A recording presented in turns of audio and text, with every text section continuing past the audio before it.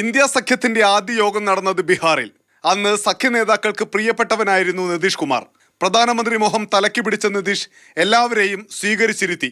മാസങ്ങൾക്കിപ്പുറം അതേ നിതീഷ് ഇന്ത്യ സഖ്യത്തെ പെരുവഴിയിലാക്കി BJPക്ക് കൈകൊടുക്കുമ്പോൾ ആ മാറ്റം ബീഹാറിൽ മാത്രമല്ല, ഇന്ത്യയിലാകെ ഇന്ത്യ സഖ്യത്തെ ഉലയ്ക്കാൻ കെൽപ്പുള്ളതാണ്.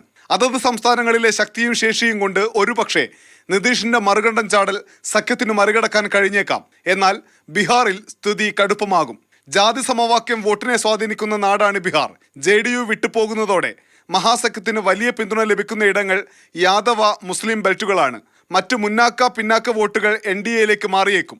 കഴിഞ്ഞ നിയമസഭാ തെരഞ്ഞെടുപ്പിൽ BJPക്കൊപ്പം ഇല്ലാതിരുന്ന ചിരാഗ് പസ്വാന്റെ LJP കൂടി വരുന്നതോടെ ദളിത് വോട്ടുകളും കുറെയൊക്കെ NDAയിലെത്തും. ഇതിനെയെല്ലാം ഇച്ഛാശക്തി കൊണ്ട് മറികടക്കുമെന്ന് തേജസ്വി.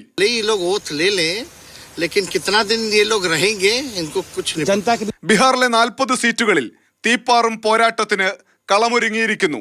ഡൽഹിയിൽ നിന്ന് അനൂപ് ദാസ്, മാതൃഭൂമി ന്യൂസ്.